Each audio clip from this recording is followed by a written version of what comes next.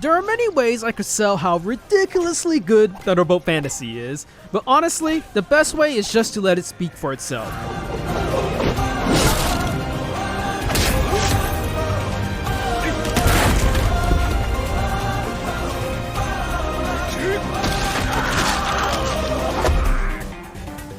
God dang, am I right? Watching Shofukan absolutely eviscerating people is really badass. Okay, look, I already know that trying to convince people to watch Thunderbolt Fantasy is a little bit of an uphill battle. I know this because I was in the same boat. At first, I wasn't too interested in checking it out. I knew that Thunderbolt Fantasy was made by Gen Urobuchi of Nitro Plus, collaborating with a Taiwanese studio, the same Urobuchi who's famous for writing tons of ridiculously renowned Japanese media like visual novels such as Sayo no Uta, light novels like Fate Zero, animes like Madoka Magica, and so many more. I was still pretty hesitant, however. Would I really be interested in a show using puppets? Would it really be that exciting? To give a bit more context, I have seen traditional puppet shows done by professionals in a theater, like really traditional, and while I can respect the craft, I know it isn't my cup of tea. In the end though, I finally bit the bullet and watched Season 1 of Thunderbolt Fantasy.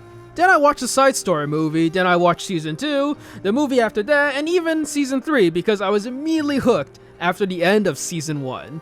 What I found to be really compelling about Thunderbolt Fantasy is that this show isn't just for fans of puppetry, but rather it's more directed towards fans of anime, except that they are presenting their story in a much more different and unique medium. What do I mean by that exactly? Well, Thunderbolt Fantasy has all the elements of a great anime.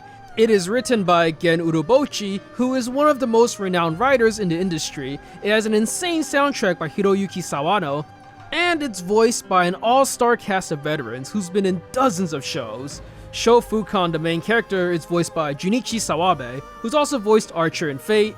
The main villain of Season 1, Betsu Tengai, is voiced by Tomokazu Seki, who also did Gilgamesh in Fate, and Kenichi from Kenichi Mighty's Disciples, among others.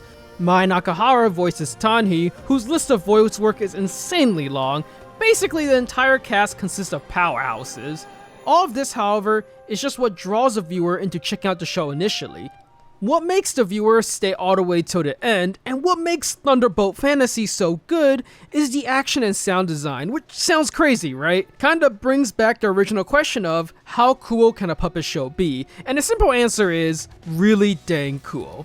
Thunderbolt Fantasy is not a low-budget show that utilizes puppets to save on costs, but rather it is a high-budget Japanese and Taiwanese collaboration that uses elements from Japanese anime like music and voice actors to really highlight the stunning action that is already present in contemporary Taiwanese puppet shows on TV.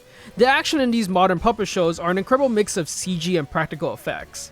While the CG is flashy and highlights the wow, everyone has really cool superpowers, the practical effects is what makes Thunderbolt Fantasy shine. Alongside the release of Season 1 was a behind-the-scenes look at all the background work that went into making Thunderbolt Fantasy, and it's super impressive. All of the backgrounds in the show are these incredibly elaborate props, where the crew makes literal giant pillars to set a single scene. In every fight scene, nearly every effect that isn't obviously CG is done physically with actual real-life objects. Every time a character hits the floor and dust flies everywhere, the impact is an actual puppet colliding with the floor, scattering dust. When a character is spinning a sword through the air, there is an actual sword flying in physical space through the aid of wires. Every single moment of destruction, like rocks exploding or the ground breaking apart, is shot multiple times to capture the most impactful way of showing it to the audience, even if it's only like 2 seconds of footage.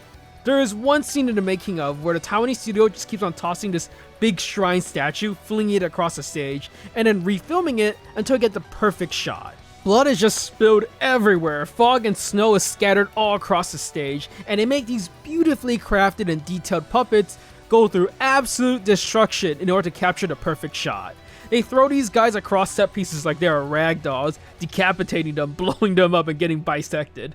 At this point, you might be wondering like, okay, yeah, there's a ton of effort that goes into making the practical effects work, but I shouldn't have to watch the background scenes to enjoy the show, right? What matters is the end product, no matter how much effort goes into production. And you would be right, but that's the thing. All the effort that goes into the practical effects of the show really bleeds into the action scenes. I showed this in the beginning, but let's bring up the fight with Lo Fuyo and Sho Fukan again. When Sho Fukan smashes a ladder into one of the Imperial soldiers, you feel every rung of that ladder breaking into his body. When he blocks the Imperial soldier's sword with a piece of bamboo, then pushes it forward and slices off his arm with all the broken splinters, you audibly go, "Oh dang," when the soldier's arm flies off and blood splatters everywhere. All of these actions feel visceral because they are actually happening to objects in physical space. There is a real wooden ladder prop that is smashing into this Imperial soldier puppet. The broken bamboo is an object that you can clearly see splintered and dyed with the leftover blood from ripping off a grunt soldier's arm. The sound effects are also done perfectly, where they really highlight every single action. While there is CG used in parts of some fight scenes as well, those aren't used to make the fight scene, but rather highlight the practical effects that are already there, giving every fight that much more magical oomph to really bring it to the next level. Thunderbolt Fantasy is a magical feat of practical effects, which is especially impressive considering the world of CG that we live in today. Every fight scene in this show is an absolute joy to witness. Well, okay, if I'm gonna be completely honest, there are some weak ones. For one, there's a really janky fight in season 1 with a giant rock CG monster where it's kind of bad. The CG monsters in general are pretty weak. Luckily, there aren't too many of them, and when it's just one man against another man, I suppose one puppet against another puppet, that's when the show shines. Puppet on puppet martial arts choreography can be amazing to see in the right hands. You wouldn't imagine that puppets spinning around with prop swords would be so impressive, but the willingness of the cast to go above and beyond in their craft really sells the fact that we aren't watching two puppets bounce around, we're watching two characters fighting a duel to the death. Characters' actions are given weight and impact by their physicality. Each blow tosses the other character away. Each clash of swords lights sparks against the steel. Each character brings up their own snarky comeback. Every action sequence is as good as any set piece from another anime or otherwise. It's pretty goofy at times, yeah, but in a good way. Still, no show, no matter how good visually it is, or how good the action sequences are, is worth watching without a story to back it up and characters for the viewers to get attached to. Luckily, Thunderbolt Fantasy has two incredibly solid main leads in the form of Sho Fukan and Lin Setsuha. Their original names in Mandarin are Shan Buhuan and Ling Xueya, but since the Japanese voice actors go by kanji pronunciation, I'll go with that. Sho Fukan plays off as the mysterious man coming from a distant land who is roped into a journey against his will. While he acts as a cynic who has to be forced by others to help, he in reality is someone who is willing to stand up against others for what he deems is right, regardless of the opponent. He's the world-weary wanderer with a heart of gold, and his relaxed nature is only matched by how much of a secret badass he actually is, which he demonstrates throughout the entirety of the series. I really like Sho Fukan's personality. The outward slacker hidden badass is always a fun personality to follow. It probably also helps that Archer is the voice actor for Sho Fukan, and his sarcastic biting voice always gives me a smile. ったく七面倒くさい野郎だぜ。わかったわかった。時期でも何でもくれてやるよ。 Our main character is then complemented by someone who's on the exact other side of the spectrum, Lin Setsuha. If Sho Fukan is a tough, brisk guy with a heart of gold on the inside, then Lin Setsuha is a soft-spoken, scheming egomaniac with a heart as black as coal. A brilliant tinkerer, inventor, swordsman, and practically good at everything, Lin Setsuha is pretty much a genius. Unfortunately, he has completely dedicated his life to pursuing his own entertainment, at the expense of anyone who is involved with him. The only reason why he currently isn't the main villain of the series is because the people that give him the greatest joy to destroy are those more evil than he is. So basically, he's a villain who hunts down other villains. He finds other do-gooders like Sho Fukan not worth breaking down. So outside of utilizing them however he wishes, he doesn't actively seek to destroy them. In most stories, this kind of character would usually end up being a good guy anti-hero. Thunderbolt Fantasy, on the other hand, isn't afraid to show just how terrible he can be, especially in the prequel movie involving him and Setsumusho, where Setsumusho decided to seek redemption for his past deeds and become a protector of the weak as opposed to just a murderer. When Lee Setsuha spots this enticing victim, however, he sets up Setsumusho in a situation where he is forced to cut down soldiers of the kingdom, dooming any possibility of him ever finding redemption. Just how evil he truly is kind of surprising, considering that he's ostensibly on the hero's side. How the story revolves around these two polar opposites is truly fascinating. Well, mostly that Sho Fukan recognizes how much of an irredeemable, horrible person Rin Setsuha is and wants to get away from him, and how Rin Setsuha realizes that by hanging around Sho Fukan, all sorts of terrible villains will come flocking towards him, giving Rin Setsuha endless entertainment. It's fun watching this love-hate relationship, how they both understand each other, realize how much of a pain each one is, yet begrudgingly end up working together. There is of course a much bigger cast, but I'll leave that for you to discover as you watch the show. I will say, one of Thunderbolt Fantasy's strengths is that the characters are all pretty well written, and kinda out there. The show also isn't afraid to have important characters die, and not in an overly gratuitous way. It brings a sense of tension that outside of Sho Fukan and Rin Setsuha, any character might bite the dust throughout the show. Speaking of season, each season of Thunderbolt Fantasy follows a pretty different storyline. While I plan on talking a tad bit about the entire show, going anything beyond the first season will involve spoilers for the end of season 1, so I'll focus on that for now, and have a chapter section denoting when I'll talk about a few spoilers regarding that. Season 1 basically follows the story premise that there is a super powerful godlike sword that Tanhi is trying to protect from Betsu Tengai, a villain who seeks to get the sword and become the ultimate conqueror. Along the way, Rin Setsuha takes note of the girl and through manipulation, forces Sho Fukan to help the girl out. After Rin Setsuha recruits a motley bunch of shady characters who all seem hell-bent on killing him, they journey across the land in order to find someone to safeguard the sword. Season 1 starts out fairly slow if I'm going to be honest. I think past the halfway point is where it starts to really ramp up. But the main draw of the story up until then is just the interactions between the entire party. I think the best way for me to describe it is that it's like an incredibly dysfunctional Dragon Quest party. Usually the classic formula for this kind of setup is that all these different characters who join the party come in with different motivations, but ultimately work together and become a true team by the end. Except in Thunderbolt Fantasy's case, pretty much everyone hates each other. Well, mostly they hate Rin Setsuha, and it's more about wondering how on earth this party's even gonna stab the main villain when they're already more interested in stabbing each other. Alright, spoiler warning for the end of season 1 so that I can talk a bit about the other seasons and throw my quick opinions about them. Here's a timestamp and a chapter link to skip ahead as well. While season 1 was all about Tanhi and the rest of the gang protecting one god sword that had the potential to end the world, the end of the season reveals that Sho Fukan all along was holding the Sorceress Sword Index, which has 37 swords that are all equally as powerful, and he utilizes one of them to banish the demon god into space. The story from that point on is obviously about all the evil forces who really want to take the Sorcerer's Sword Index from Sho Fukan.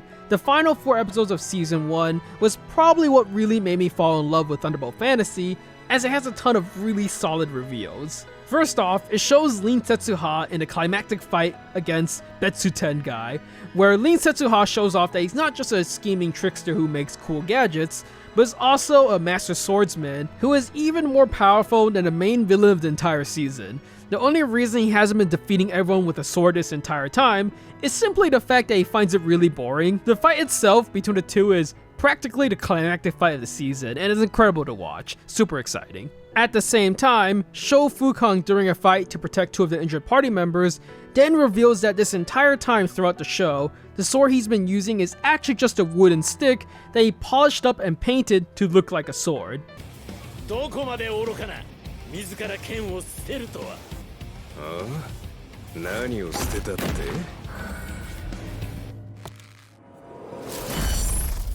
His reason for doing so? Because he was so strong that he had to hold himself back this way. Okay, the philosophy behind this decision is a bit more nuanced than that, but that's the easy way of describing it. Anyhow, yeah, season 1 starts out a little slow, but ends up showcasing just how great Thunderbolt Fantasy truly is. Season 2 picks up exactly where Season 1 leaves off, where the big villains of Shio, the land where Shofukan comes from, ends up following his trail all the way across the Wasteland of Spirits, an endless desert full of monsters that has separated the two lands for almost an eternity. Everyone is able to make the journey, mostly because Shofukan on his initial trip destroyed every obstacle along the way. Thunderbolt Fantasy Season 2 is where the show really hits its stride. The stakes are way higher, as while the first season focused merely on the idea of one sword, now there are 37 equally powerful ones in the hands of our main character. It leaves a lot of room for more fantastical battles involving these swords come into conflict with each other. You might imagine there will be the problem that since Shofukan has all of these god swords, they probably would have no opponents. But since Shofukan has made it a rule not to use these swords if at all possible, he still ends up as the underdog against all these villains who have no such precautions holding them back. Season 2 is frankly amazing and has the best fights in the entire series as a whole. If for whatever reason you found Season 1 to be a little iffy, I would suggest watching the last 3 episodes of Season 1, then skipping straight to Season 2. Season 3 is the latest one to come out this year, and while I certainly do think it's better than Season 1, it definitely feels like a part 1 of 2. It's missing the great conclusion to the story arc that the 2 earlier seasons had. It's still fun to watch, and they try to bring up the stakes even higher, but I don't know. I didn't enjoy them bringing back the main villains of Season 2, as I thought they had a pretty solid story arc already. Bringing them back felt kinda weak to be honest, and though Shinkai's entire involvement with the 3rd season feels like a fever dream. A robot arm with a rocket punch to replace his missing one? Seriously? The old scientist who gives it to him comes from a literal another world, and then after giving it to him, just vanishes from the story entirely. It's weird to say the least. Season 3 finally introduces the Demon Realm as the main villains, which are essentially humanity's greatest enemies. Unfortunately, we don't really get to see much of them, as the season ends with a cliffhanger. Season 4 looks like it's setting up to be something truly impressive, but it's not out yet, so who knows. Thunderbolt Fantasy is a little strange to say the least, especially to those who aren't familiar with the art of glove puppetry, and even to those who are, it's not something you imagine a general audience to be interested in. Thunderbolt Fantasy, however, manages to marry 2 very different mediums in a great way, sharing parts of what make each one great to truly make a show worth watching. While I do think it might be intimidating to get into, if you have enjoyed any of Gen Urobuchi's previous works such as Psychopaths, Fate Zero, Madoka Magica, then I think you'll probably have a great time with Thunderbolt Fantasy as well. While it might not be the exact same type of story, the amount of effort he puts into the show is completely there. The TM Revolution openings never stop being great either. At first, I laughed at how strange it felt playing alongside puppets trying to act as cool as possible, but as I watched more and more of it, I started to get truly hyped whenever I saw it. If you like what you saw, the supportive stuff, like, subscribe, notification bell, and all of that is there as always. Got nothing much else to add. Great show, go watch it. I'll see you later. Till next time.